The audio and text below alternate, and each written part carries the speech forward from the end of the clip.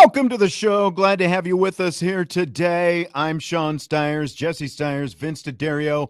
We've got ourselves a three-man acoustical jam going into this weekend, ready to talk some Notre Dame football and more whenever it comes our way. Boys, how we doing tonight? Hanging in there. It was a rough 2 days. Better than yesterday? Better than the yesterday? weekend. Is that what you're like? Oh, a lot of it bled over to today. But, yes, I did not have to spend as much time there today, which is always a bonus. So, I mean, there are no scars on your face, no blood on your face. Man, no, I'm good. I am too bad. Beautiful. But a lot has to go wrong to mess up a Friday. That's all I got to say. I look forward to my Fridays. That's fair. That's fair. Any big plans for the weekend, Jesse? You're kind of doing the bachelor pad. You were originally going to be off the show today because you were going to be traveling. Picture Day with the basketball team, huh? Picture Day. That's a big event coming up this weekend. Coach another basketball game. Unfortunate, we have to play the best team in the league this weekend on Picture Day. Looking forward to the game, but not looking forward to who we're playing because they practice year-round. I still don't understand how they're allowed in this league. You need a before and after photo. Like I'm picturing Bad News Bears, Yep. And like the before when everyone looks real good, your hair's slicked back and you're looking sharp. I'd honestly like to see, like speaking of no blood on the I'd like to see some bloody noses when that thing is all said and done. I'd like to see some physicality from that team, I guess is what I'm saying. Throw your face in there, Are they allowed to bring an entire team into the league? They don't have to go into the draft and get drafted and stuff? No, it's this they're called the Grinders. They're a local little organized basketball team. They play year round, and I think that this league specifically, it's like your typical, kind of like little league neighborhood type thing. Rec league. It's a rec league. Right? I think they just try to get numbers, and so they allow, kind of the teams last year were split up boys and girls, but now they've made them more fair, and they've got them kind of intermingled. Basically, we beat the Pink Grinders team our first game of the season. Now we're playing the Blue Grinders team. Blue Grinders coach last year, very mouthy guy. So we'll see how Saturday goes. Resist the tech. We don't need a Mick Cronin situation this weekend when the media comes to talk to you about why you threw somebody out of the game. We don't need that. You guys said bloody noses, physicality. I got to do my part of the deal. That's true. I got 2 points to make. Number one is more of a question. How many shirts do you go through during a game? It's a legitimate question. That's actually very legit. That's very legit. So they messed up the coaches' shirts this season, so we don't have our shirts. So we've just been wearing a black hoodie. That's our game day attire, black hoodie. Sealing it all in. Okay. Yeah. Have you picked up dub number 1 from the sideline yet? Yes, we won last weekend. Well done. And then my other comment is, why haven't you started your own year-round group?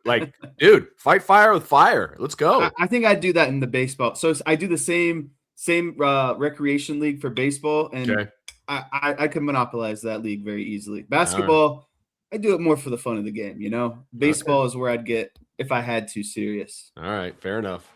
But funny enough, I don't want to spend too much time on this. This guy moved here from Richmond, Virginia. Met him through the gym. Really, really cool guy. He pitched in Division II baseball. Adding him to my staff this season. We are going to get even better. Nice. Look at you. So is he going to be your game day pitcher? No. I'm still going to handle pitching and hitting. He's going to teach our kids throwing and more or less fielding. Kind of fielding. Like yeah. So we can break up more during practice, and I don't have to worry about my not as baseball savvy assistant coach. I now have a guy technically sound, pitched at the Division II level. We're just going to continue to run this league. We hit better than anyone. There's no doubt about it. But now we're developing Get some the fielding. defensive side. Yeah. All right. We're going to be I'm really excited about this acquisition. I'm kind of surprised you haven't got the itch to coach in a little bit more competitive. Yeah. I'm getting there. I'm building it up. And I think this is a good for us. Like, it's our first time coaching together. This is the team that could go forward and do it. Just wait, Jesse. You're going to be the head freshman coach at some point. And just remember, I was about your age when I was the freshman coach, and you'll take it way too seriously like I did. And I see that in your future. That's right. I do too. Yeah. Offered to be a JV assistant baseball coach on a high school team. Okay. But I just got they turned down practice at like 3:30, so it'd be really tough. Considering they practice every day. That's what's tough. Sure. I mean, we all know that. That's what's tough about getting outside help when it comes to it is high school. You have to have a very conducive, you know. I felt bad because I really wanted to, but I'll stick to my coach pitch for now. But you're right, Vince. I'm getting there. But this is the reason why it's taken so long, because I don't want to get I've said it before. If I were to go up, I would get really competitive, and I know that about myself. So I'm kind of breaking myself in here a little bit. Listen, for anybody out there that is curious as what I mean by that, when I was a freshman head coach, we used headsets. Okay, like we had headsets. I put somebody up in the booth. Like we did this. We went all the way. So, and the results show. I mean, you want to see the intense side of Vince? Yes. That's true. It's where it was. It's where it was. All right, good stuff. Let's get into some of these Notre Dame football questions. It's We In or We Out Friday. We've got listener questions submitted by listeners. If you're logging in the YouTube chat, you can throw some more questions in. These that we're starting with. Oops, I actually took Jesse out. He didn't even notice. It's okay. Yeah, I know. He was just kind of off in his own little nether region. It felt like a piece of my tooth just broke. It was weird. Only you can get injured doing a radio show. Oh, man. All right, these questions come from the Champions Lounge at irishbreakdown.com. From Freeman's Era, ARA. Ooh, I like that name. Charles Jagusah will play a meaningful role on the offensive line in 2026. We in or we out? I'm going to be in on this. I feel like he has to at this point. Now, consecutive seasons with the injuries, he needs to play a vital role on the offensive line. I think that it is someone who's only going to make them that much better. But he just needs to, I'm going to say the obvious. He just needs to stay healthy, because I think he could be one of the most talented guys on the field. And so you can't deny that sort of talent along their offensive line. So I'm going to be out. It's a, fool me once, shame on you. Fool me twice, shame on me. It's just his injury history is so severe at this point that I can't, as a coach, I can't count on him. Like, you have to plan your depth chart, then it does not include Charles Jagusah. And if he does come back, it's just like wow, that's awesome. Like, it's just an addition. It's like a free agent signing. He has never played in a regular season game. So you're selling him as damaged goods? I'm selling him as I don't think he can stay healthy. I really don't. And if he can, awesome. That's just an extra added bonus. But at this point, you cannot count on him being ready to go. And this is not any inside information. This is not like I know what's going on. He broke his arm and he's had to have multiple surgeries on it. You know what I mean? It's just, I can't count on that. I can't. Has there been any other update? There is not. We are waiting until spring starts to see what the update is. That's kind of where it is right now.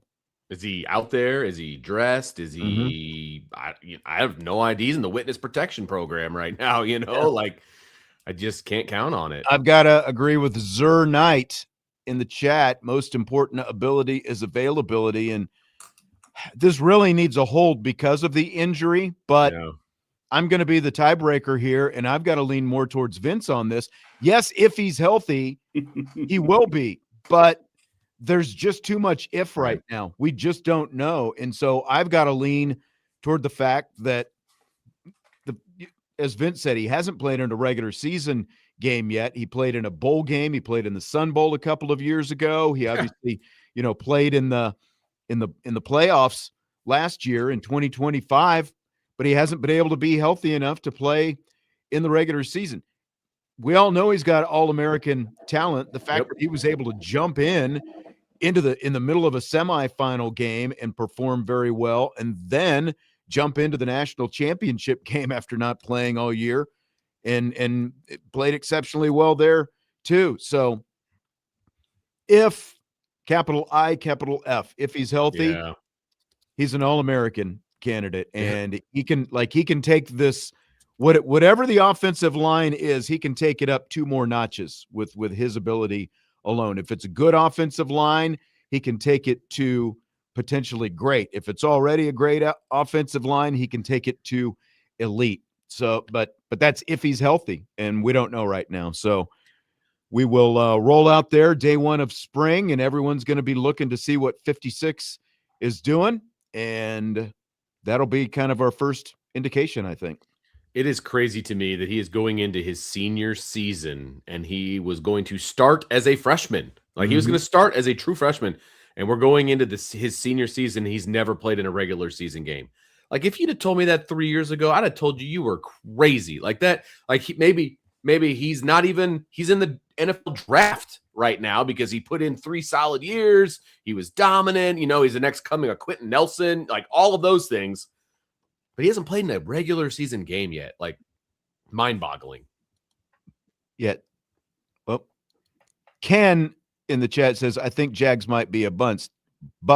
Teddy's response, he's not a bust, he just can't stay healthy. I agree with that. I don't think we can call him a bust because it's all health-related. Yeah, he's super talented. This has nothing to do with ability. It's all about staying healthy. So I don't think – can you call a guy a bust if he can't stay healthy? I mean, he's a giant what-if. But I don't think he's a bust because of like major injuries that he's had. I think a bust is when he's highly recruited and doesn't show up. That's what I define as a bust. And he's shown up. Like when he has an opportunity, he shows up. He just, needs to sleep in bubble wrap, No more 4-wheelers. Man, that's the thing. Like that whole, It's unfortunate because he is uber talented, man. Like he dominates people on the offensive line, just dominates them. And in the NFL, I would draft him right now, not high, but I would absolutely draft him on 2 games of film or whatever it happened, whatever it is, 2-3 games of film. He would show up at the combine and have an absolute field day. He would test great. Agreed. But then you got to go out and play still. Speaking of combine, last night, fantastic.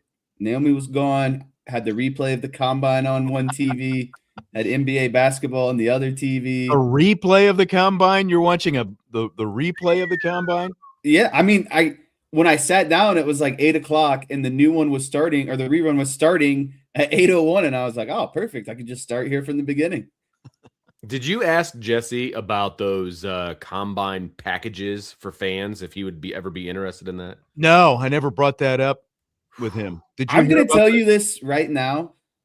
I would enjoy myself more going to the combine than going to a random Super Bowl that didn't involve the Cowboys. But would you pay $1,000 for a combine suite for the whole weekend? No, I think it was one day, wasn't it? Like I think so. It was like per session or something a day, I think. Yeah. But you get an analyst in there telling you what's going on. You get all the food and the beverage. It's like for one day I couldn't do it. If you gave it to me like a package deal for all 4 days, or if you gave me like defensive linemen and running backs and wide receivers, I might consider it. But I need more than one day for $1,000. Naomi would kill me.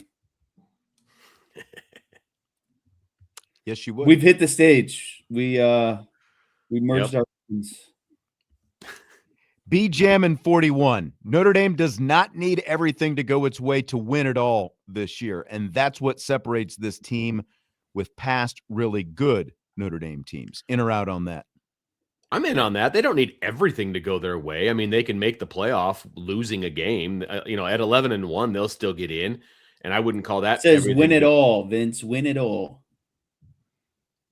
Win it all. Like win a championship. Yeah. Okay, but what I'm saying is if they lose a game, they will be favored in every single game that they have this year, right? Can we all agree on that? Mhm. Yes. So if they lose a game, that's something that didn't go their way, right? So, but they'll still get into the playoff at 11-1, and they're still going to be an uber dangerous team in the playoff that could still go win it all. So what I'm saying is I'm in on this statement. They don't need everything to go their way in order to win it all.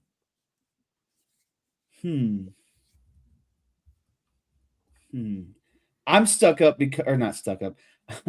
I think that there is enough talent on this roster and enough coaching firepower that I don't think they need everything to go their way, and they can still overcome maybe some obstacles that are in front of them. Maybe they're self-created obstacles, maybe they're unforeseen obstacles. But I think that there is enough talent and enough, again, this like super team / staff that they've ensembled. I just think that they don't have to be perfect in order to win all their games. I agree with that. And you hit the key word, and that is talent. And that's why, because it's the different, like it felt like so many times with Brian Kelly's teams, even those teams that made the playoffs, it's like, teams that were kind of on the verge, kind of on the bubble, like everything had to go exactly right for all of that to happen. And I think that the program is in such a different place right now because of the talent factor that Marcus Freeman has brought in here. I don't think that everything has to be perfect. Like you can get away from things. The margin of error is just greater now because of the fact that you've got different talent. You've also got guys who can breathe in the room. And it's like there's just a different atmosphere in and around Notre Dame football. I think it's a more relaxed atmosphere in comparison to 5 or 6 years ago. So I'll be in on that. Yeah, they don't need everything to be exactly perfect to win the whole thing. Which is why a 12-team playoff or more is beneficial. You can have a misstep and still get into the playoff and still have an opportunity, and I think that's important. Going back to those combine packages, Brees asks, how long do you think it'll be before colleges start selling similar packages? It's a good question. I would be surprised if some schools don't already. I don't know that for sure, obviously, but like I wouldn't be surprised if there's some sort of something out there, some of those Southern schools. I wouldn't be surprised about that. Vince, you've been to pro days. I've been to pro days. Oh, did you pay $1 to walk in the door to go to a pro day? We were talking about this actually today with some of my colleagues, and they're like, "Oh, are you gonna go down to the combine?" Like, I go, I am not taking a day off to go watch guys run around in their underwear doing drills that don't matter. Like that does not entice me in any way, shape, or form. Like, oh my, did you see that 3-cone drill like that? Sorry, that doesn't do it for me at all. Sorry. Shame on you. You could go down. Irish Breakdown, baby. Just say you're part of the media. Get in for free. You know what would make these things more interesting? Like when they do the 40, instead of just one guy running the 40 at a time. Like a race? If they put 2 guys next to each other and let them race.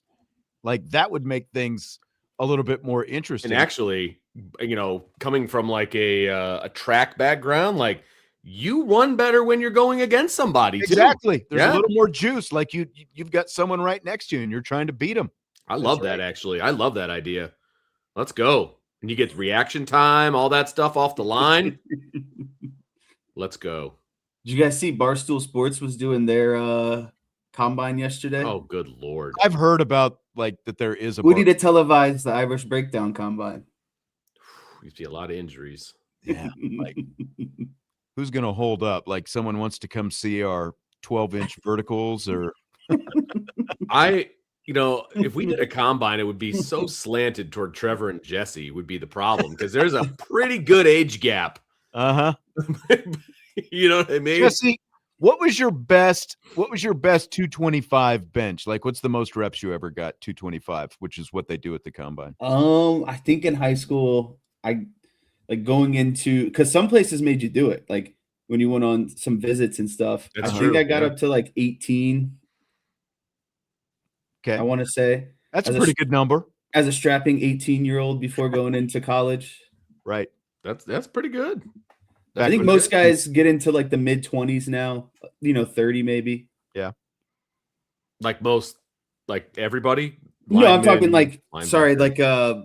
linebackers that you would see like at the combine. Like if we put the combine on, we would see probably like mid-20s, 30s.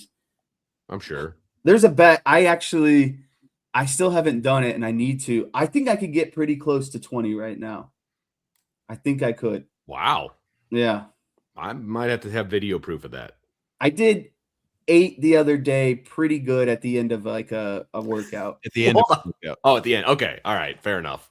Not like trying to max out. No, I'm not going projecting yourself from 8 to 20 is a pretty big jump. That's What do you throw up there to warm up when you're going to do a 225 as many times as possible? What do you warm up with? Like, do you take, a plate off each side, or you like 135? Where are you going with that? 135 doesn't do anything. Like that's where I used to be, probably around like 155. The weirdest thing is, or not the weirdest, the hardest part is you just got to feel the weight, because the last thing you want to do is just jump right into 225 and all of a sudden it's like, kind of falling down on you. But also you're not trying to exude a lot of energy getting warmed up for that. This is a good call, Teddy. And by the way, I just realized that it's Teddy KGB and Teddy 30K's photo there from Rounders. But he says, looks like we've got Monday's show, Jesse doing 225 live. I think at a very minimum, take your phone. Yeah. Like go to the gym, fire up the old video in the morning, and we can play it back on the show later on. I will sign up for that. I'll see what I can do here. Like I said, I'm going to try it soon. And the place I go to, they film it because they like log stuff for you. So I could get my hands on that. Okay. It's not like my girlfriend lives in Canada or anything like that. No. Yeah, 225 isn't happening in the Jadarian household anytime soon. I don't know about the Stiers household, but that's not happening. I'll give my proxy. I'll give my son. He can do it, and then he'll count for me. You're de facto. One more from B Jammin' before we take a break here. It's more embarrassing and pathetic that USC replaced Notre Dame with San Jose State than smart scheduling.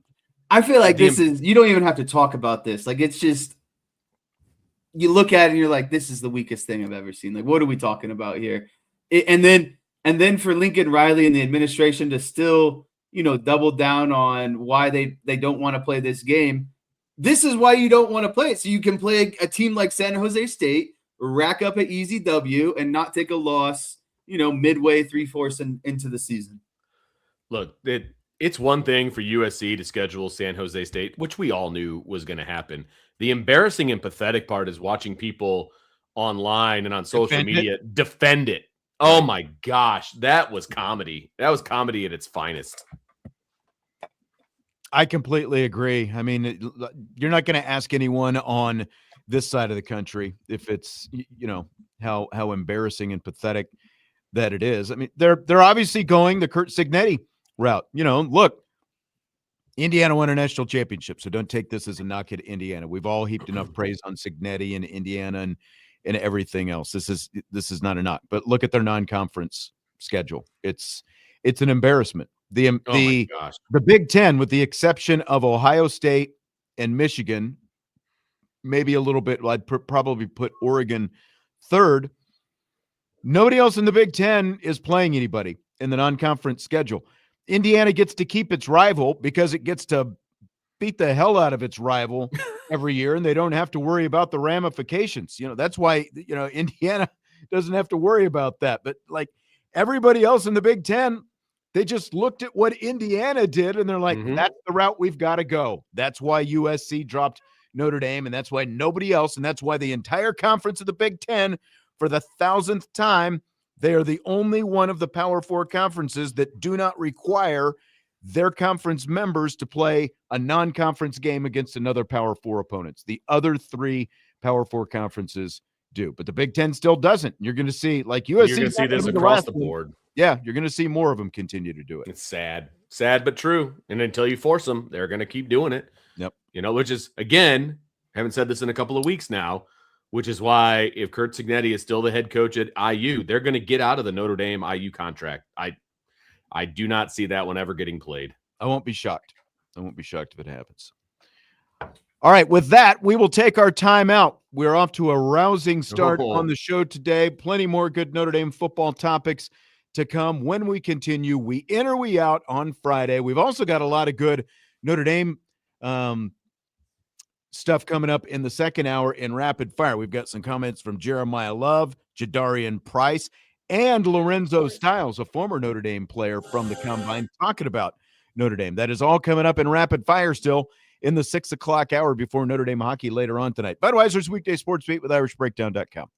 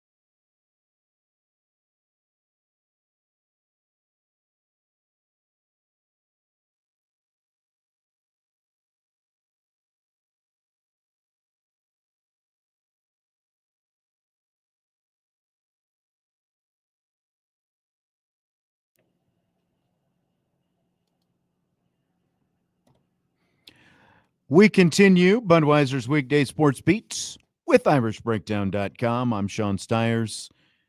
Vince Dario is here. Whoop. Oh. Jesse Stiers is here. We in or we out Friday. We're answering some Notre Dame football and other questions from listeners. Andre says, love the Irish women's basketball team played against the Orange. Very solid defense plus very timely offense. Yes, you're correct on all accounts. And they moved up a few spots. I believe it was number 23 in the net rankings after last night's win over Syracuse, 72-62. And they also moved up in the wins above the bubble metric. So very good shape, very good resume win.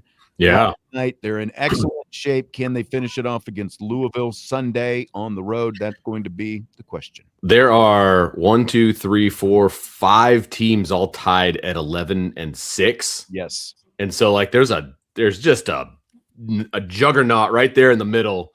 So it's going to be interesting to see what happens on Sunday because I believe all the teams are playing. And so to see if there's any separation in there or whatever. But could be a big difference in seeding if they can pull off a W here. And these are these games on Sunday, everyone is playing their repeat opponent. Every team has one repeat. Well, I think with the exception actually of, is it Virginia or Clemson? One of them. Yeah, Virginia's playing Virginia Tech. Clemson plays Stanford. They had to make the West Coast trip to close out. They ended up Clemson ended up beating Cal last night. They're one of the teams with the 11-6 record. Clemson is. And initially they had Notre Dame. This is at ESPN.com. They had Notre Dame in 5th place after the win. But then Clemson ended up winning, and there's a lot of when you've got 5 teams, or what is it, 1, 2, 3, 4, 5 teams with the same record. There's a lot of head-to-head. Right now, Notre Dame has head-to-head wins over Virginia Tech and Syracuse, who are also both 11-6, but they lost the head-to-heads with Virginia and Clemson. And obviously those other teams played each other. So when you've got a multiple-team tie like that, I don't know what all the tiebreakers like, to be quite honest. So it's obviously going to be very complex, and there's really no use looking at it until the games are played on Sunday. Yep. Because I was trying to, kind of figure out, like, are there any slots that are absolutely set, and that kind of stuff. Mm-hmm. Really not. I mean, the only thing that I can see that is set right now is Louisville and Duke aren't going to be any lower than 2. You know what I mean? Like, well, Duke locked up the number 1 seed at the tournament last night because now the worst that they could do is tie Louisville, and they've got the head-to-head with Louisville. So really Duke and Louisville are locked in at 1 and 2 because there's no way anybody's going to catch Louisville because they're 2 games up on 3rd place. Exactly. Okay. They've got 2 losses. North Carolina is the next closest with 4 losses. That's really the only thing that's locked up, 1 and 2. I think that's about it. And the bottom is fairly locked up, but the top. Let me look at the bottom, actually. Yeah. SMU, Pittsburgh, and Boston College are all officially eliminated. That leaves between Florida State and Wake Forest. One of those 2 is going to slip in as the 14th team at the ACC tournament. They both have 4-13 records. Okay, so 14 teams get in. Got it. And they're playing each other. So there you go. Yeah. I've been waiting here to get in my freaking my basketball points. So are we? Are you two done? I gotta ask that first. I'm sure Jesse's going to talk about something that's completely irrelevant. So. Not true. All women's basketball related. I think that they're playing their best basketball. They've gone on a nice little streak here, and found some consistency to end the season. Luckily for them, Louisville top player, I believe, is out. So that is going to. She played last night. Roberts played last night. Oh, so going to be a bit tougher. Thank you for that update. Yeah. Andre, I remember this about a month, maybe 6 weeks back. He was questioned whether or not they're going to get to 20 wins. I took the yes. He took the no. Very pivotal game against Louisville because they'll get to 20 if they win that game.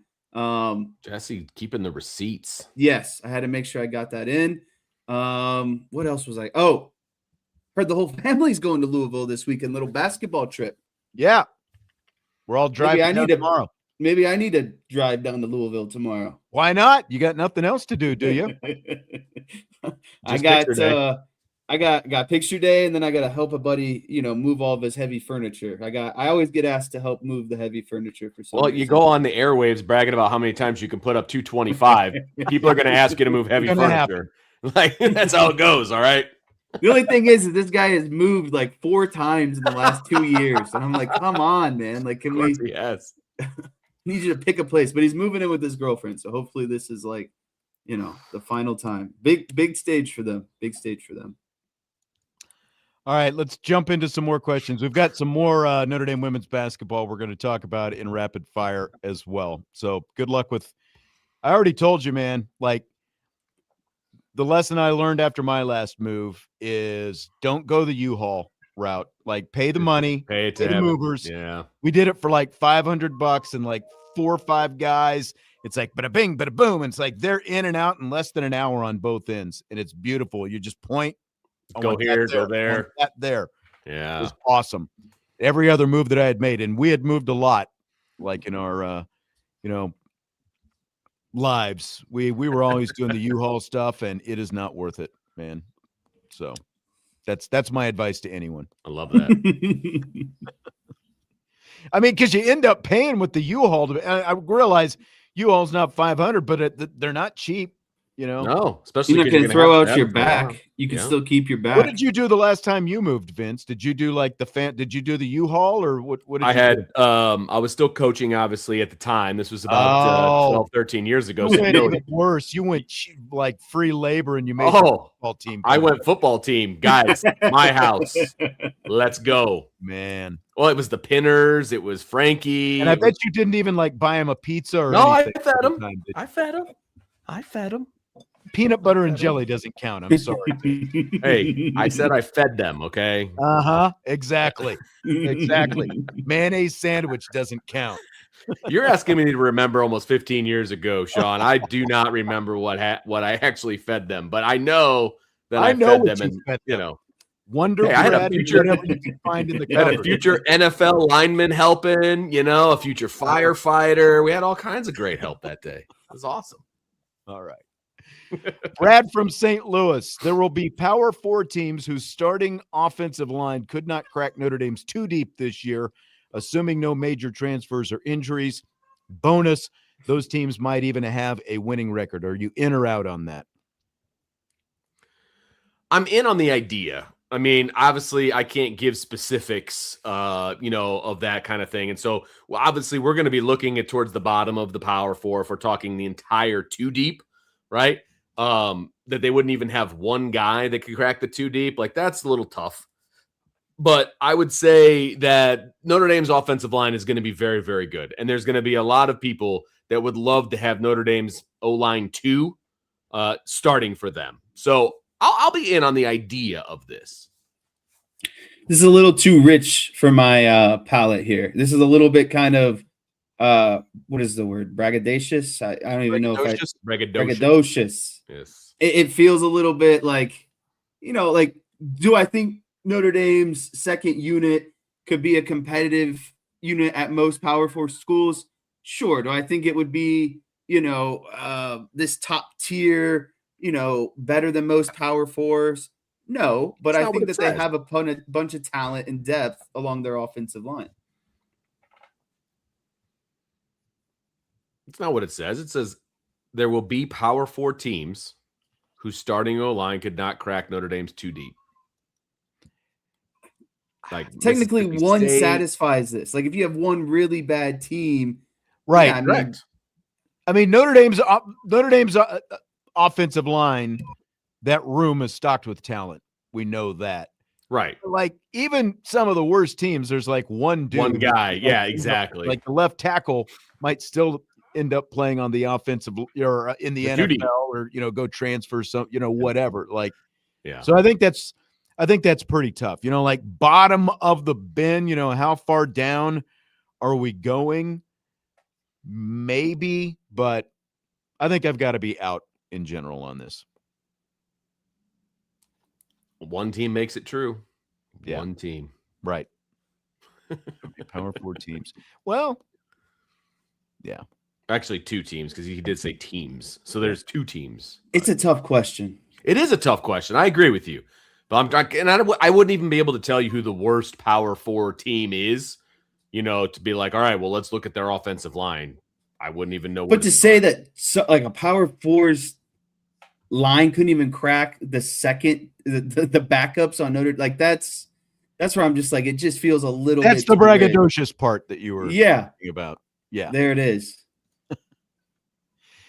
Because I was going through my head, now if we're including the group of 6, then yeah. Oh, group of 6, absolutely. For sure. It should be that way. The question was Power 4.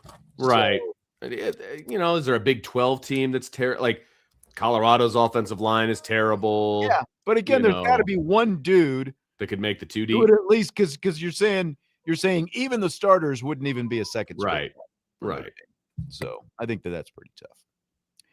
The history expert: agree, disagree, or react. Doesn't have a real ring to it. Agree, disagree, react. But he says, in addition to all the other reasons, Notre Dame should remain independent to maintain a high level of relevance in college football. The Fighting Irish would lose their central place if they joined a conference, making the detractors' false claim of irrelevance actually becoming true. So what it's saying is if Notre Dame joins a conference, they become like everybody else. And they lose their, je ne sais quoi being, I agree with that 100%. It's one of the reasons that they're not going to join a conference because, one of many, but I think one of the reasons is because this is who they are.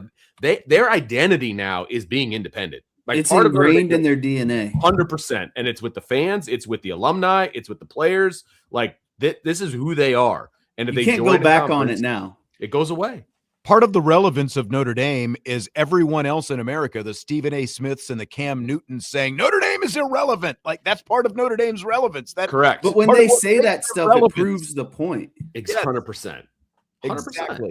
Exactly. That's part of what makes them relevant. It keeps them part of the conversation. And the fact that obviously they're also backing it up on the field right now because we've talked about this before. There's relevance both in zeitgeist and just recognition and brand appeal and all those different kind of things. And there's also actual performance relevance. And Notre Dame has demonstrated in the last couple of years that they have both of those in spades, because part of the whole back and forth about Notre Dame Miami wasn't just that you had two teams who did have a head-to-head and you had the team that lost ranked ahead of the team that won. A big part of what made it such a national storyline, though, is one, ESPN pushing that narrative throughout, but two, the fact that it was Notre Dame involved that made it a lightning rod situation.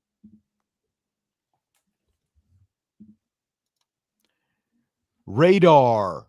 We in or we out? Notre Dame will be 3-0 after the beginning of the 2026 season. Not only am I in on this, I will up it to they will be 6-0 to start the season. I feel very good about that. I really do. And by the way, for those that don't have the schedule in front of them, I'll take it to another level. That means they're undefeated until they get to the BYU game. I'm not saying they're going to lose to BYU, but I think that's their first test. Wisconsin, Rice, Michigan State, Purdue, North Carolina, Stanford. Those are the first 6 games. Yeah, come on. And then in a 3-game span, you get BYU, Navy, Miami. Right. I'm in and I'll bet my pinky on it. What? What are you doing to your pinky? I'll bet my pinky on it. Oh, so we got to cut it off? So you're going to cut off your pinky if it doesn't happen? Correct. Whoa. That's how confident I am. Northern Illinois, brother. All right. It's a bold statement. It is a bold statement. I'm not wagering appendices on this. You could give away your other appendix. Your other appendix? Oh my God. Thank God you're an engineer, not a doctor. The son of a nurse right there, ladies. From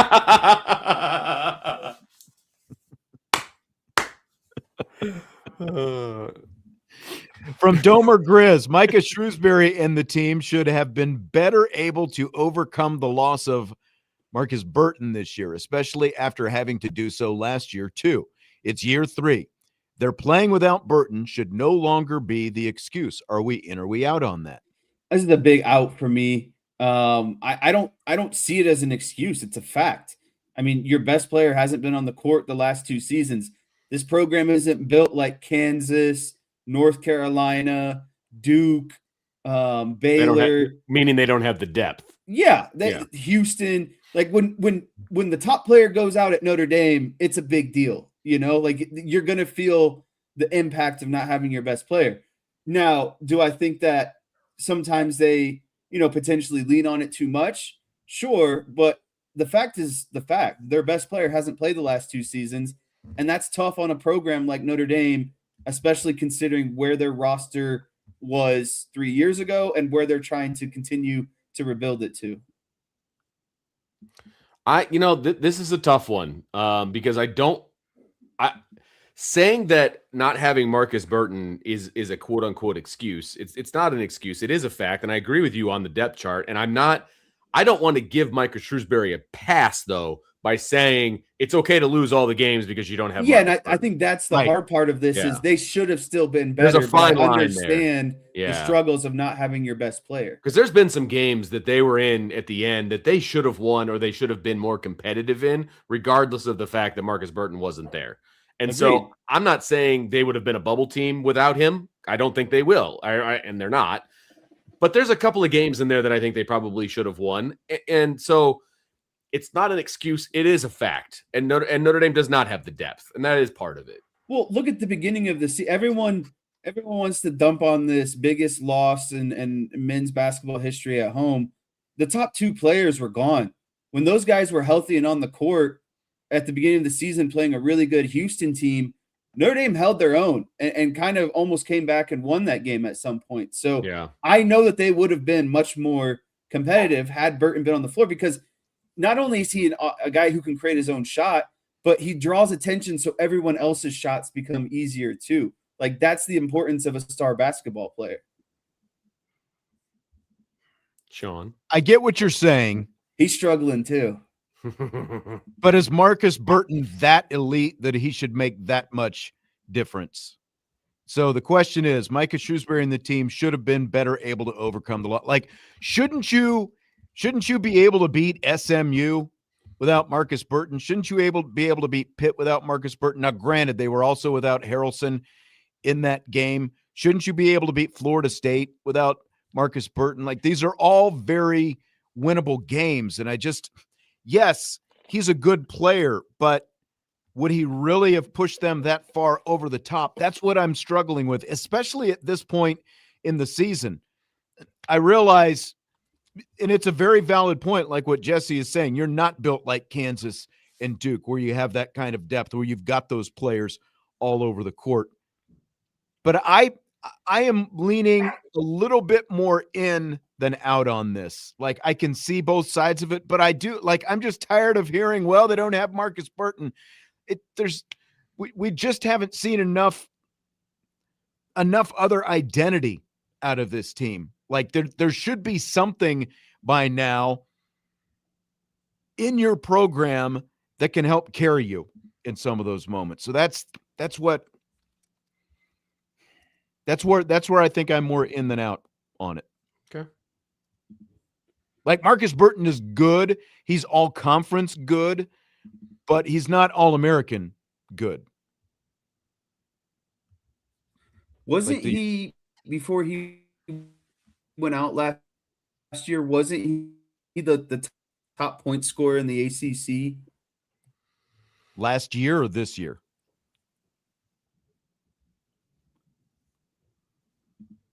I think we've lost Jesse. Oh, he's frozen. He's frozen solid. Yeah. I mean, he was up there in stats. I don't know. I honestly don't know where he was. I don't remember. It feels like an eternity since he's played. So I honestly don't remember where he was in the stat categories of scoring and all that fun stuff.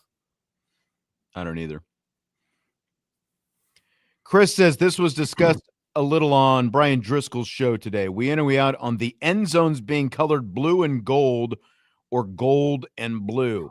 He says, I like them the way they are. So do you want Notre Dame's end zones painted, or do you want to just keep the diagonal lines in the end zone? I'm fine with the lines. When I see it, I think of Notre Dame. I mean, I think that's kind of their thing, and I'm okay with it. I will say though, when they go to a bowl game and things like that, when it says Notre Dame in the end zone in gold letters with the blue background, like it's legit. It's exciting. I like that a lot. But I think it's special, and I'm good with it being special. I like the lines in the stadium. I wouldn't mind seeing, like I don't know that I need the whole thing painted. I wouldn't mind seeing a shamrock. And like you have to go back a little bit, but I think it was like 70s and early 80s. They had some stuff in the end zones, and they kind of went back to the old school, like more traditional kind of look. So I don't mind it one way or the other. It doesn't, like, I'm not so like, oh yeah, they really need something. I mean, it's still, you're trying to keep some sort of tradition, and that has been one of the traditions. So, well, and the interesting thing, and I was checking out Google Maps to see if it's on there yet, and it's not. But the practice fields over at Notre Dame now have Notre Dame in the end zone and not the lines like they used to. So I don't know if you remember that or not, but they have now painted Notre Dame in the end zone, and they got rid of the diagonal stripes like it's in the stadium. Interesting. Yeah. So I don't know if that's like a precursor to anything or, that kind of stuff, but it is on the practice fields. Huh. All right. Well, I guess we'll see. I've got to log back in here. I'm trying to see if there are any more questions. Uh-oh. I think there might be one late one in here. Let me see. Want to make sure that I get them all in. That's right. We don't leave anybody hanging. Nope. Chris's was the last one. Okay. All right. It looks like Jesse is back. Oh, thank goodness. I'm nervous. You guys missed me immensely. Did you have anything to follow up on before we wrap up hour number one? No, I was trying to say I'm pretty sure that Marcus Burton led ACC in scoring last year, but that was about it. Tommy says, Jesse, I don't understand how you're supposed to prepare a team of kids on one practice per week. Yeah, I don't set the rules. I just follow. You could have extra practices. Is that a league thing? It's a league rule. You think the grinders are only practicing once? Exactly. Okay, but also their parents are paying for them to play. This is a self-funded league. This is a league that parents don't have to pay fees. And it's hard enough to get these kids to one practice a week. Now you want me to get them there for two? I really don't think that these. Maybe if I didn't have Tuesday, Thursday, Friday shows, I could have a second. Oh, wow. So now it's our fault. Okay. All right. Whoa. Okay. All right. Mm-hmm. I don't feel like these travel teams or whatever they are should be in these rec leagues. I agree with that too. Personally, I think that's I don't either. But they got to keep the teams up. Got to have people to play. I guess. We're gonna win tomorrow, though. That's what people don't realize. I go into every game where I'm not worried about who we're playing. I need highlights. I need highlights. Terry says, how long will it take before some clowns from an opposing team decide to do victory dances on the Shamrock or Leprechaun in the end zone? I can see it getting really ugly. There's an ND in the middle of the field right now, and there's Shamrocks where you kick off at. I mean, there's plenty of places where teams can do stuff. Team that would do that just backed out. That's not part of the there's also an unsportsmanlike conduct penalty in college football. So I feel like that's like you don't see nearly as much of that. Even in the NFL, like you can't go too far. So I don't think you can make those decisions because you're worried that someone's going to have a celebration dance. That is the last piece of information that I need to make a decision on the end zone. They could easily run to the 50 and do a celebration dance. Correct. Yeah. Oh, were you guys talking about the potential change of end zones? Yeah. Yes, we were. See, I wasn't even here and I knew what you were talking about. What do you think about that? You got about 5 seconds. Yeah, real quick. I like what they are right now. I don't really see a need to change it. Mr. Traditional. I like Concur. All right, that's going to do it for We In, We Out, hour number one of the show. We'll take a break here for the top of the hour. When we come back, rapid fire, hour number two, lots of juicy stuff. Guys talking from the combine, Jeremiyah Love, Jadarian Price, Lorenzo Styles as well. And we've got another basketball question coming up. That is all coming up, 6 o'clock hour, Budweiser's Weekday Sports Beat with IrishBreakdown.com and Rapid Fire.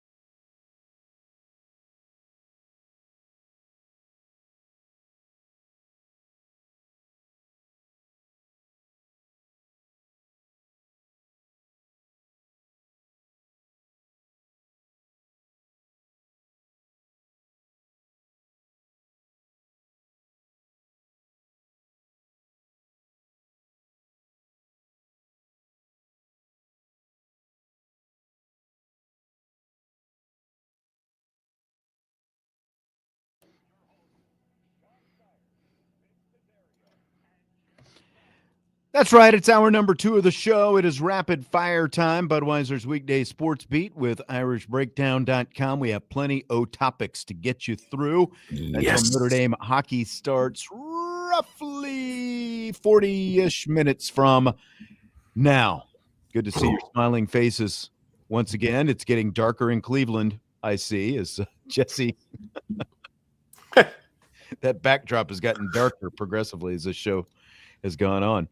Okay, fill in the blank. Notre Dame offensive lineman Anthony Knapp, squatting 585 pounds, is blank. Talk like it is superhuman. It is an incredible feat of strength. And most importantly, my knees and back are feeling that bad boy. I'll tell you that right now. It is, for me, the hardest part is not the actual squat itself. It's when it gets heavy and you feel like that thing is just about to break your back. I have no need to do that anymore. Like there's no benefit for me. I do front squats these days. I don't need all that load bearing on my back. Strain out the back. You're just too busy hitting the bench. Wrists have the flexion to do the front squat. So you can get it so you can like just lay it across your shoulders, and I kind of cross like this. So yeah. The answer is no. I do not have the wrist mobility for that either. There's Jesse's breakdown. Vince, appreciate that. I mean, that's a ridiculous amount of weight. Like it's like when people tell you, about somebody making millions of dollars. Like that's just funny money. That's like funny weight. Like that is more weight than is necessary for me to think about because it would kill me. So that's impressive. And I think, look, Anthony Knapp, if what we're hearing is accurate and he has moved inside to the interior, then he's going to have a monster All-American type season. So let me go down this path because I'm glad you brought this up. I didn't want to go down this path. You do that. But in that video, his face looked chiseled. He looks like someone who's lost some weight to go play some I did not recognize him, both from. He also shaved the head. Facially, and the shaved head is where it started because it's on social media. It's on the Notre Dame football, social media. He looks more chiseled. What's that? So do you agree he looks more chiseled? Yeah, I mean, because he's going into his junior season now. He has always had a baby face, like like when you saw him without his helmet the last couple of years, it's like this guy looks like a freaking junior in high school still, and he, with the haircut and everything else, he definitely is starting to look much more imposing and honestly a little bit meaner, and I think when you throw in the fact that he is able to squat 585 pounds, that kind of says something as well. Yes, that is man-size stuff. Did you have an actual question, Jesse, that you were throwing to us? What do you mean? I don't know. I got lost in what you were saying, basically. You said you were going to go there. You were going to go there. You were going to go there, and then so where were you actually going? I don't know now. Oh, okay. Oh, if he's moving to guard, the speculation of him moving to guard, and I think that his body composition is lending towards someone that would be going to guard. Yep. Just seeing him. His body composition has always lent him to being a guard. But even looks even more trendy. Right. And I agree with that. And you went there, and so Justin now is asking who's playing left tackle. Look, spring practice hasn't even officially started yet. Charles Jagusah is playing left tackle. But see what you did? Yeah, no, now you're just going to start all kinds of things. Things that we've heard through the grapevine say that Knapp has moved in and is playing guard, and Will Black is playing left tackle right now. These are things that we have heard. And today is kind of February 27th. We've got 3 weeks until spring practice. Actually, we kind of saw it with the whole Bose speaker giveaway, right in the room, like where the guys were situated, like they were seated at literally reading the room. If you looked at the video, yes, absolutely, video, yes, yeah. So, well, I mean, we'll see. We'll see. Chris, that's what Chris is saying he squatted 656. Here's what I want to know, Chris. What was the angle of flexion on those knees? Like, you going all the way down? There's this old man who works out at my gym, and I say old. He's probably 5 years older than me, but he works out at my gym, but he does like the 20-degree angle. He's like, he throws all this weight on the machines and takes all this time getting on and off the machines, but he's barely even, so like, are you coming close to 90? Are you going below 90? Like, where were you on that? How deep was your bend, Chris? That's what I want to know. I'm not knocking it, just asking how deep the bend was. It's a lot of weight. Props to you if you threw up 356 though, or 656. I'm sorry. Everyone else is in stunned silence, right? I mean, I had 656, 565. Like that combination of numbers will never be a thing for me. So I'm good.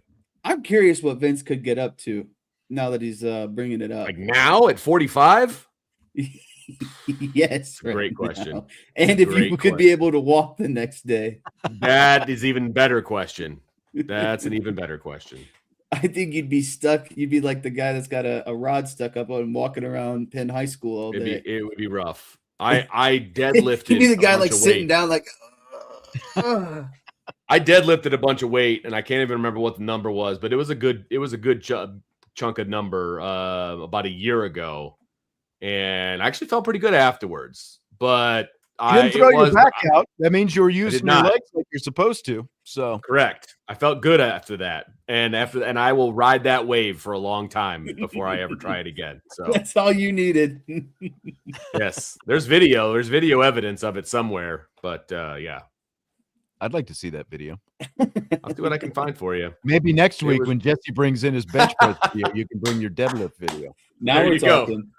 I was goaded into it by my, at the time, senior son. So, all right, Jeremiyah Love at the NFL Combine this week. We talked earlier this week about his decision to run the 40 and do some of the other skills testing at the Combine. Here is Jeremiyah Love's explanation why from the Combine today when he met with the media. Just to showcase my skills. Not afraid to go out there and just be myself. I feel like I'm very fast. I feel like I got some good moves in my bag. So why not go out there, run my 40, do some position drills, and yeah. I got some good moves in my bag. What do you guys think of that? He does have good moves in his bag. He does. What are you going to show us at the Combine? Like your moves man. Are football moves. He doesn't need to show me squat. He's already been talked about as the best player in the draft. Hang it up, brother. Don't go and do drills. Oh, my gosh. You can only hurt your stock. No. I am still going to ride this wave. Jeremiyah Love wants to put on a show and show everyone why he's the best player in the draft. I think he wants it to be no doubt. And I think Jeremiyah Love is one thing. He's a competitor. I think he wants to be the best. And I think anytime he gets the chance to be the best, he's not going to turn it down. But I've never met someone who is seen someone who is so confident and calm in their ability. Like, I don't think it's a workout for him. He's just going out there. It'd be like just going out there and playing pickup basketball for him. It is so easy that I don't think he sees it as something that's it's not hard for him at the end of the day. And he wants the whole Combine to know Jeremiyah Love, best player, should have won the Heisman. I'll even take it that far. I don't disagree with that, but he's not going to re-win the Heisman at the Combine. Track meet, Vince. Track meet. That's what this is all about. I've been trying to find out exactly what time they run, the running backs run tomorrow, because it is tomorrow when they run. I can't find a good schedule, though. I'm about to watch today's Combine after this show. You have got to find a life, brother. Like, come on, man. There's got to be good high school basketball on Jesse somewhere. Is coaching youth basketball and watching the Combine in his spare time. This is what I tell Naomi all the time. I'm like, what do you have to worry about? I sit at home and just watch the NFL Combine. Like, I'm not out spending our money. I'm not at the bar drinking beer. Like, it could be a lot worse. Didn't you say when you and Naomi met, like there was some kind of she asked you something like, do you really watch this much sports? Like something along those lines? Basically what happened is when we first met, it was COVID. And so sports weren't as, I would just say serious, like no one was going on. Yeah. And a lot of people didn't tune in because it was COVID, and so once COVID kind of was done and we settled in more and moved and she realized kind of how more I am into sports. She was like, "Do you really watch this much sports?" And I was like, "Yeah, I do." Kind of my thing. The combine. Why are you watching sports, random NBA games on a Tuesday night? Because I love the NBA and to bet on it. Oof. By the way, I'm surprised Jesse didn't bring this up when we were talking about Notre Dame women's basketball. I thought this is where he was going to go in the first hour of the show, and we were talking about this. We were talking. I might have forgot since you guys were yapping. Notre Dame was favored by 9.5 against Syracuse last night. And we were talking Really? in the afternoon. It's like, man, that seems like a lot of points. We were literally talking on the phone. They won by 10, Vince. They were favored by 9.5. They covered. Hey. How do they know this stuff? Justin says Love is about to show the world why he should be a top 10 pick. I think that's what have to. That's thanks for getting this whole conversation recentered, Justin, because we go off on so many side tangents. We do. I think Jeremiyah Love wants this to be the Jeremiyah Love combine. I think that's why he's ultimately doing this. And why not? Like you could when you can outrun an entire defense in the college football playoff, and you can hurdle and you can do all these different things. I've generally been aligned with you, but I just think that's kind of where Jeremiyah Love mentality. I get that. I understand that. He's already a top 10 pick. He doesn't have to show anybody anything. I know. To me, there's more risk than there is reward. What if he goes out there and tweaks a hamstring? What if he twists an ankle? What if anything happens? What if he gets a rubber pellet in the eye? Like, there's a million different things that can happen. And you know what? To guarantee he doesn't get hurt by just walking into the room and doing interviews. But if he were to tweak a hamstring, nobody's going to care. They're all, they're still going to go, okay, that's true. Season's 8 months away. They're not going to care if he tweaks a hamstring at the time. It's a good point, but he's already a top 10 pick. That's never going to change. Correct. No matter what he does, he'll never be the number 1 pick, right? I mean, we can all agree on that. And so I don't think he changes his draft stock at all. This is an ego boost. This is all just for fun. It's just to go out and put on a show and see what he can do. It's an ego boost. He's Jeremiah Star is what he is. Yeah, that's true. He's got his own comment. If I want to go down this route here a little bit. I think the Raiders are going to trade out of the first pick. I think someone's going to trade up to get Jeremiyah Love. No one else is taking a quarterback in the top 10. No one else is taking a quarterback in the top 10. The Raiders have Mendoza, and he of the teams in the top 10, I don't think anyone else is even remotely interested. And so I think that somehow the Raiders trade out of that spot and get who they want, and I think it involves someone getting Jeremiyah Love. But wow. So are you saying you think Love is going to end up being a top 5 pick as a result? Yes. Wow. And I think that's what's going on right now. His stock, he is the buzz of the draft, and he hasn't even gone out on the field yet. That's another bold statement. You heard it here first. Are you saying somebody's going to trade out of the number 1 spot to pick Jeremiyah Love? Are you saying he's going number 1? I think that there is a good chance that could happen. Not good chance, but I'm saying that if the Raiders were smart, you have to realize that they could get Mendoza 1 through 10, and I think they're willing to move that spot around. And I think the more people talk, this happens every year at the Vince, or every year at the combine. Someone just rises, because of being talked about, their on-field performance. I mean, the Titans just came out and said that he's the best player in the draft, and they have the number 4 pick. Okay. The 3 fastest running back 40-yard dash times at the combine. Chris Johnson in 2008, 4.24. Dree Archer, 2014, 4.26. Remember Dree Archer? Keith Marshall in 2016, 4.31. Does Jeremiyah Love top any of those 3? I don't think so. I think he's got longer speed. I don't think so. I think he's like a high 4.3 type of guy. Yeah. Does he touch a 4.3 anything? Whether like 4.31 to 4.39? I think he gets like a 4.38, 4.37. I could see that. Yeah, for sure. Okay, let's call it right now. Let's take our bids. Okay. This is good. You better write it down. They're running Saturday. All right. Yep. Okay, hold on.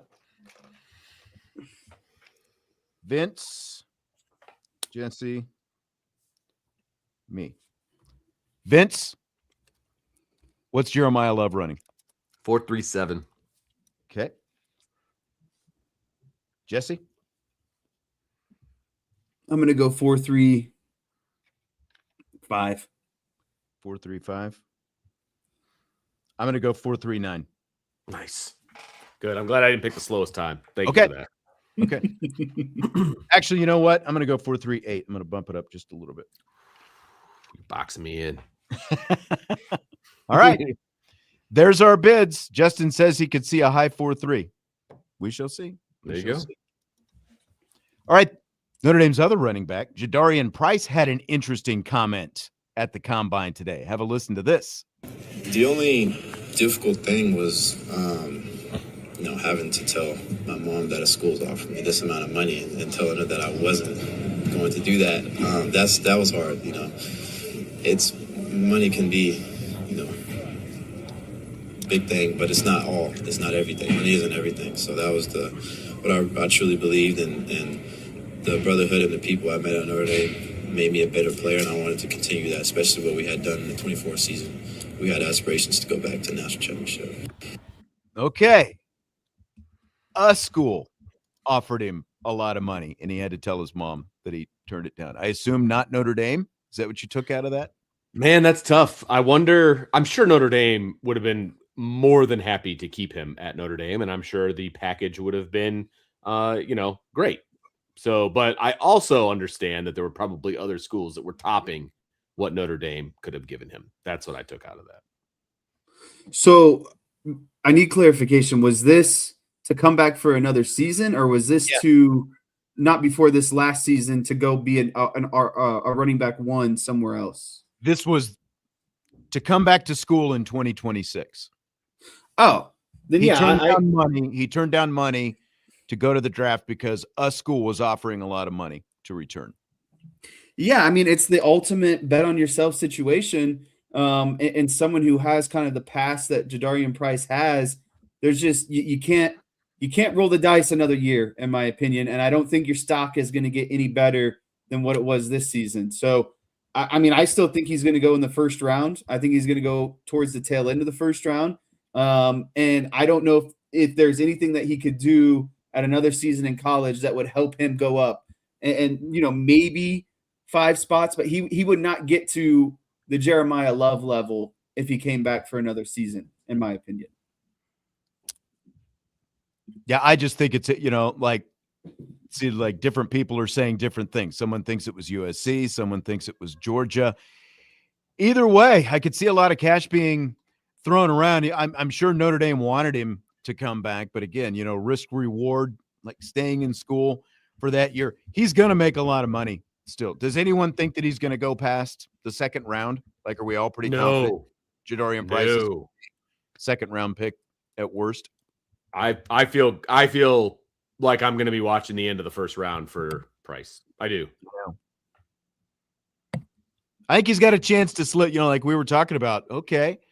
Kenneth Walker in his walk year, is he going to stick around with Seattle? They're picking last. You could see something there. I'm just disappointed that our Cowboys, Jesse, don't have a pick in the second round, like second and third, both gone. So there's no chance that he ends up being a Cowboy. Oh, yeah, he's not going to have the star on his helmet, unfortunately, for you guys.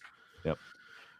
All right, so another interesting comment. This was interesting comment day at the combine. This one actually might have been yesterday, but I didn't see it until last night. Former Notre Dame receiver turned Ohio State defensive back Lorenzo Styles at the combine. He was asked about his decision to transfer to Ohio State 3 years ago, and here's what he had to say. So I talked to my coach a little bit. I was doing a little bit of both positions there when I was at Notre Dame for a little bit, and I kind of fell in love with DB. I get to play I don't have to run a dig route, or I'm not set to a certain route. It's kind of react. I get to play, use my athleticism, and play the game. And I feel like Ohio State gave me the best opportunity to play DB at the highest level. The coaching staff, the players, the environment. I feel like it prepared me for the NFL. Yeah. All right, that's Lorenzo Styles. That answer is blank. It's blasphemous, is what it is. Let me finish here, Vince. I know you're hot and bothered by this one. It's just it's blasphemous for a couple of reasons. One, just call a spade a spade. You wanted to go back home and be with your brother, and you wanted to go to, at the better time, a better team. Like, that's okay. All those things can be true, but you don't need to hide behind this wall. Like Mike Mickens isn't regarded as one of the best defensive back coaches in all of college football. I'm right there. You're not playing DB at the highest level. If you want to play DB at the highest level, you go to the Notre Dame head coach and you say, I want to play defensive back at Notre Dame. Like that. I'm sorry. And then maybe that wasn't possible, right? I agree with Jesse. He wanted to go play with his brother. Cool. I have no problem with that.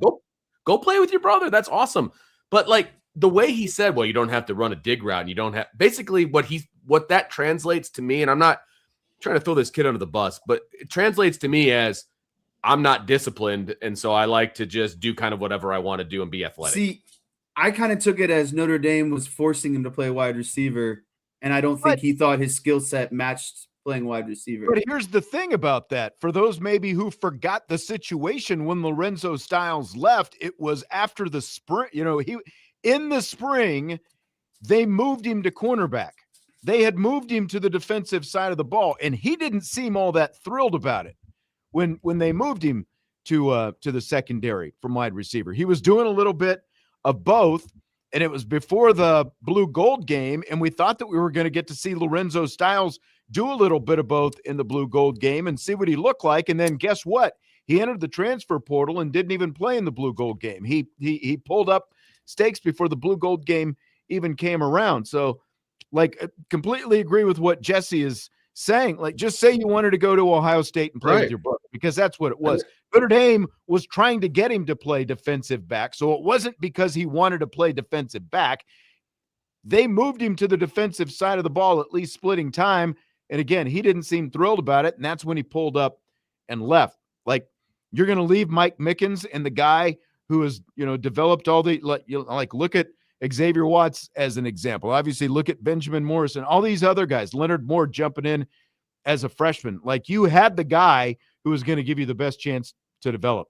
He was playing DB here, and he didn't seem like he wanted to, so he left to play with his brother.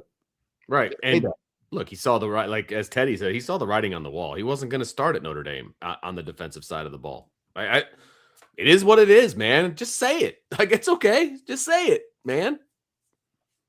Okay, I'm going to give you guys two stat lines. I'm going to save the other question. I want to make sure that we get to this one, because by the time we reconvene next week, I don't know what the whole argument is going to look like. So I'm going to give you two stat lines for two different ACC women's basketball players. I want you to tell me from this blind draw. I mean, you're going to kind of know. I know who one of the players is, obviously. Player A is averaging 18 points a game, which ranks third in the ACC. 8.3 rebounds, that ranks ninth in the ACC. 1.1 assists and less than 1 steal per game. Field goal percentage, 54%, fifth in the ACC. Free throw percentage is just 56%. I don't even want to know where that ranks anywhere in the conference. 3-point percentage is 32%, and that player A is also averaging 29 minutes a game. Okay, so that's player A. Player B, averaging 25 points a game, leading the ACC and third in the nation. 6.2 rebounds per game. 5.4 assists per game, number 4 in the ACC. 5.6 steals per game, number 1 in the nation. 47% field goal percentage, 8th in the ACC. 82% free throw percentage. 56 of 189 at the free throw line, both leading the ACC, and 23% on three-pointers and averaging 36 minutes a game. Player A, player B. Who's the ACC player of the year? It's obvious it's player B, but I'm going to go out on a limb and say player A is the big on the team in first place in the ACC. You're correct. Toby Fournier. That's why the rebounds are higher. For Duke. Yeah, but okay. But thank you, Vince, because that leads me straight to my next point. You're a big, and the best category that you have is number 9 in the ACC, and a guard that is what, 5'6"? Yeah. 5'6" is only 2 rebounds behind you. 5'6" versus 6'2" is only, yes, exactly. And the score, and that's your best stat in the ACC. Right. Right. Come on. And by the way, like the scoring, like the points, like we're talking about 7 points a game difference as well. You have the number one statistic in the conference, third in the NCAA, and you're number one in the conference and number one in the NCAA, and a whole nother metric. Like, you wipe them out across the board on metrics alone, and then you look at player A's best metric, and player B is almost there in rebounds at 8 and 6 per game, and she's not even a big. She's probably the smallest guard in the league. That's where I'm at. And I know it's going to go to player A for no reason. It's not going to go to player A. It's going to go to player B. That I feel very confident that that's going to happen. I'm curious where this goes because look what happened last year. This is the exact same scenario I feel like as last year. Or was it 2 years ago when Hannah was a freshman? What are we talking about? I feel like they gave it to the big that was averaging a double-double, and Liz Kitley from Virginia Tech. That was 2 years ago when Hidalgo was a freshman. There was a definite case, but Kitley was averaging a double-double. All this, like the reason I'm bringing this up is because Kelly Gramlich from ACC Network on, like they've got their nightly, it's nothing but net. It's after the games every Thursday night and Sundays as well. And she is one of the lead analysts there. And she has been pushing hard for weeks now, this whole narrative that because Duke is the first place team and they just locked up the regular season, even though they lost last week, that basically the best player on the best team, which is Fournier, deserves to be the ACC Player of the Year. When it is obvious to most other people, I think, who watch these games, who the actual best player is in the ACC. Like, should it matter? Should it matter where you finish in the conference standings when it comes to Player of the Year voting? No, because that's what the ACC championship is for. Right. The best winning team. The championship is a team award. Being an all-conference player or a Player of the Year is an individual award. There's no doubt who the best player is. And Gramlich brought up last night after the game, she's like, only twice in the history of the ACC has a player who, who hasn't finished up near the top of the standings ultimately won the award. And I think that like a player for a sixth place team a few years back, I think it was 2017, there was a sixth place team. The irony of this is Elizabeth Kitley, who we're just talking about, the former Virginia Tech player who won the ACC Player of the Year 3 times, is on that show standing 4 feet from Gramlich as she's having this conversation. And the first time Kitley won the award when she was maybe a redshirt junior, like the first of the 3 awards, Virginia Tech finished in 5th place that year. And she doesn't even mention that. So it's just beyond ridiculous. Hannah Hidalgo is hands down the best player in the ACC, and this should not even be a conversation. There is no world where Fournier and Hidalgo should be in the same conversation for an individual player of the year. There's just not, but this narrative keeps getting pushed. And I'm really curious to see how the voting comes out when it comes out. We've got our ballots. We've got until Monday at noon to turn them in, and then they will announce all the awards on Tuesday. I'm really curious to see how other people end up voting on this, because like a game like last night, did you I don't know if you were both able to watch much of the game. Like the things that Hidalgo did, if you took Hannah, and this is not a knock on anybody on Notre Dame, if you took Hidalgo off Notre Dame's team, they're much farther down in the standings. If you took Fournier off Duke, they're probably, maybe middle of the pack still in the ACC because of the way they play and, for the difference in the depth that they have on that roster. It's not even a conversation. Is this Miami all over again, lobbying for the downfall of Notre Dame? I don't think anybody's – is the ACC lobbying for anything? No. I don't think that they Being are. Dramatic. It's an ACC thing, but it's still the ACC network. The thing is people act like the Notre Dame women's team in this argument is a dog crap team. They're not. They're still a really good team. They're going to be in the tournament. Yeah. Right. And they, like, who knows? Maybe they go on a run and really, push it in the ACC tournament. Look, and the argument that Kitley made against Hidalgo was basically that Hidalgo is playing more minutes than what Fournier does, and she's playing 36 minutes a game, and Fournier is playing 29 minutes a game. So Hidalgo's playing 7 more minutes, and that's because they need her to play those minutes. Duke doesn't need Fournier to play that minutes because there's more depth on that team.